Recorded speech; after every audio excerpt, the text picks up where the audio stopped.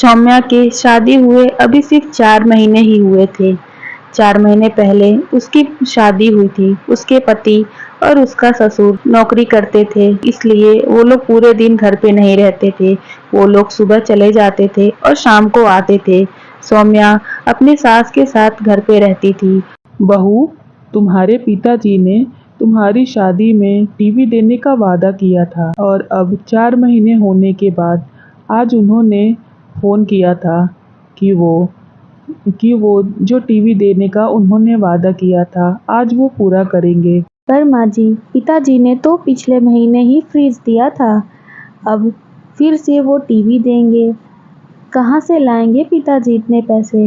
वैसे भी उन्होंने मेरी शादी में खर्च करने के लिए इतना ज़्यादा कर्ज ले लिया था। अब वो इतना कुछ कहाँ से देंगे माँ जी?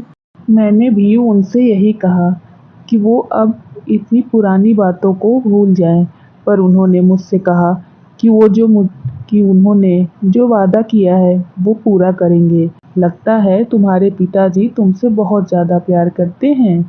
अब बेटा, उन्हें मना करके उनका दिल भी तो नहीं तोड़ सकते। फिर उसके दूसरे दिन ही सौम्या के पिताजी सास के कहने पर बड़ी सी टीवी उसके वहां भिजवा देते हैं, जिसे देखकर सास बहुत खुश हो जाती है।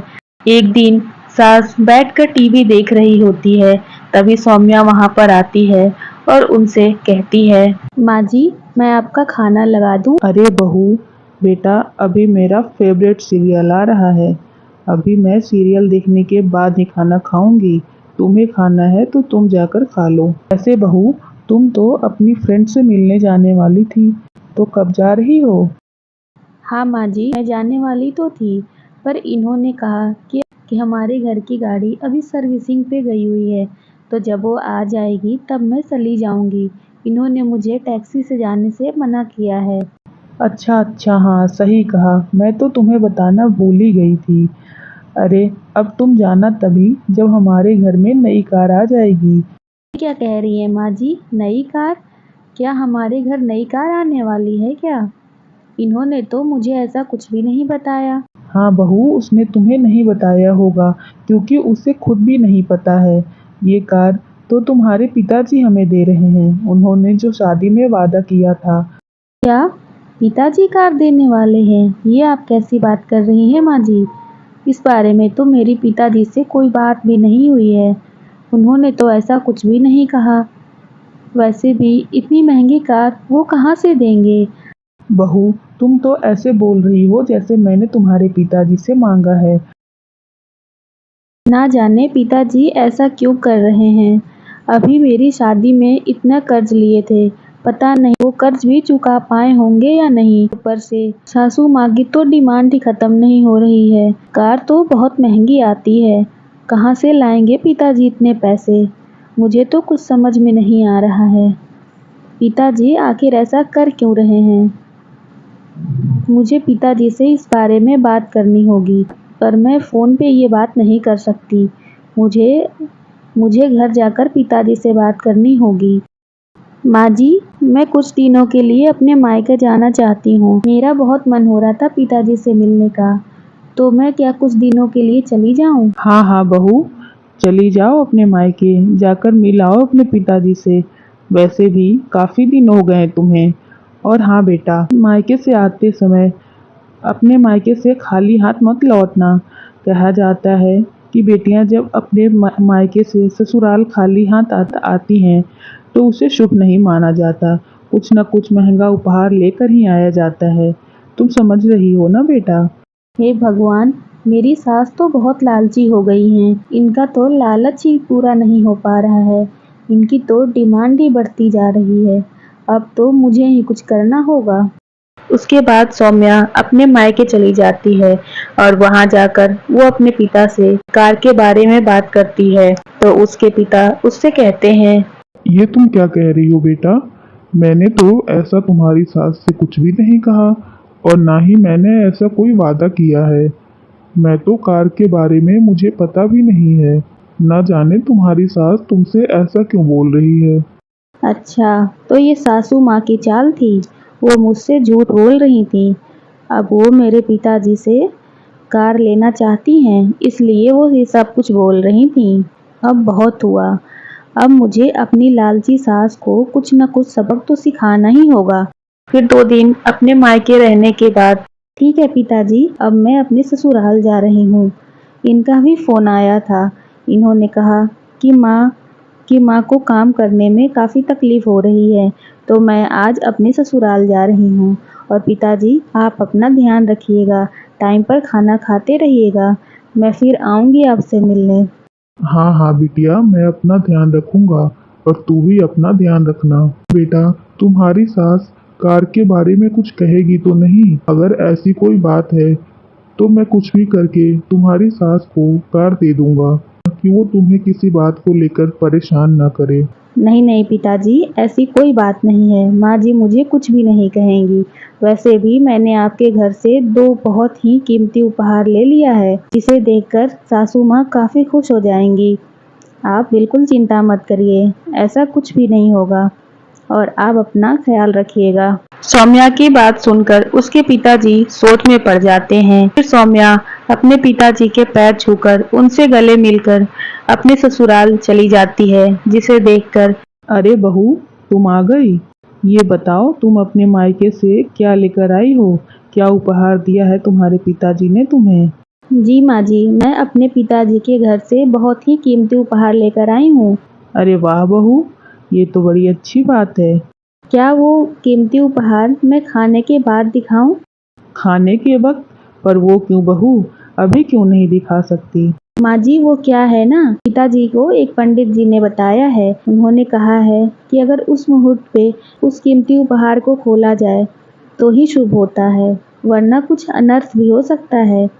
अच्छा अच्छा, ठीक है, तुम्हें जैसा सही लगे। फिर रात को जब सब खाना खाने बैठते हैं तो उसकी सास पहला निवाला खाते ही उसे आवाज देती हुई बुलाती है। बहू, बहू, वो बहू, ये कैसा खाना बनाया है? ना तो खीर में ना तो खीर में शक्कर है और ना सब्जी में नमक। ऐसा भी कोई खाना खाता है क्या? बिल्कुल मुंह का स्वाद खराब हो गया। उसके बाद सौम्या अपने मायके से लाई हुई दोनों पोटलियां लेकर आती हैं और खाने के टेबल पर रख देती है, जिसे देखकर उसकी सास उससे कहती है। अरे बहू, पहले शक्कर और नमक तो लेकर आओ, उसके बाद अपने इस उपहार को दिखाना। पहले हम सब खाना तो खा लें। माँ जी, मैंने आपसे कहा था ना कि मैं अपने पिताजी के घर से बहुत ही अनमोल चीज़ लेकर आई हूँ। इन पोटलियों में वही 2 अनमोल चीज़ें रखी हैं। नमक, एक में नमक और एक में शक्कर। आप इन्हें निकाल कर खाने में मिला लो, तो आपके खाने का स्वाद भी सही हो जाएगा और आपके मुंह का भी स्वाद सही हो जाएगा। यही तो 2 अनमोल चीज़ लेकर आई थी मैं अपने मायके से। अरे सौम्या, कैसी बात कर रही हो तुम? तुम अपने मायके अपने पिताजी से मिलने गई थी या वहां से नमक और शक्कर लेने गई थी? अरे, तुम्हारे पिताजी वैसे भी अकेले रहते हैं, उन्हें तो तुम्हें कुछ देना चाहिए और तुम उल्टा उनके घर से कुछ ना कुछ लेकर आ जाती हो। हाँ बहू, ये तो बहुत गलत बात है। तुम्हारे पिताजी क्या सोच रहे होंगे हमारे बारे में कि हम तुमसे ये सारी चीजें मंगवाते हैं और तुमसे उपहार मंगवाते हैं। ये तो बहुत गलत बात है बेटा। अगली बार से ऐसा कुछ भी मत करना।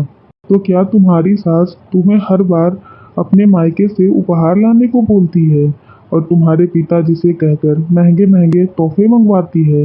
अपने पति और बेटे की ऐसी बात सुनकर सौम्या के सास के होश उड़ जाते हैं और वो अपना सर नीचे झुका लेती है। उसे समझ में नहीं आता कि वो कहे तो क्या कहे। उसकी ऐसी हालत को देखकर सौम्या कहती है। नहीं नहीं पिताजी, माँ जी तो मुझे कभी ऐसा कुछ नहीं बोलती। और वो जो टीवी और फ्रिज है, वो पिताजी ने अपनी मर्जी से दिया है। माँ जी ऐसा तो कभी कुछ नहीं कहती। हाँ, इस बार उन्होंने मुझे कहा था कि अपने मायके जाना तो नमक और शक्कर ले आना, और शायद माँ जी ने ऐसा मुझे ये समझाने के लिए कहा था कि नमक और शक्कर रसोई के लिए कितना महत्वपूर्ण होता है। अच्छा अच्छा, ऐसी बात है। अगर समझाने के लिए कहा था तब तो ये बहुत ही अच्छी बात है। फिर दूसरे दिन दोपहर के टाइम जब सौम्या अपने कमरे में आराम कर रही होती है, तब उसकी सास वहां पर आती है और उसे कहती है, बहू, बेटा तुम बहुत अच्छी हो। कल तुमने मुझे बेटे और मेरे पति के सामने मजाक बनने से बचा लिया। मैं तो उन लोगों के सामने बहुत ही शर्मिंदगी महसूस कर रही थी। मैं समझ नहीं पा रही थी कि मैं अपने लालच के कारण मैं अपने पति और बेटे के सामने कितना नीचे गिर जाऊंगी। ये मैंने कभी सोचा नहीं था। बहू, अगर उन्हें पता चल जाता कि ये सब उपहार लाने को मैंने तुमसे कहा है, तो मैं उन लोगों के नज़रों में गिर जाती। तुमने मुझे शर्मिंदा होने से बचा लिया। बहू, तू बहुत अच्छी है बेटा। तू मेरी बहू नहीं, तू मेरी बेटी है। और बेटा, आज तक मैंने तुमसे जो कुछ भी कहा, जो कुछ भी तुम्हारे पिताजी से मांगने के लिए कहा, उन सब के लिए मुझे माफ़ कर दो। अब मैं ऐसा कभी नहीं कहूँगी। अब मैं ये लालच नहीं करूँगी। मुझे पता चल गया है कि लालच करना अच्छी बात नहीं होती है। तुम्हारे पिताजी को भी तो कितनी दिक्कतें आती होंगी ना, ये सारी चीज़ें लाने में। उन्हें पैसे जुटाने पड़ते होंगे। मुझे माफ़ कर दो बहू। अब मैं ऐसा कभी कुछ नहीं कहूँगी। अपनी सास की ऐसी बात सुनकर सौम्या बहुत खुश हो जाती है और वो अपनी सास के गले लग जाती है। उसके बाद से उसकी सास बिल्कुल ही बदल जाती है और लालच करना छोड़ देती है। फिर सब आपस में मिलकर खुशी खुशी रहने लगते हैं।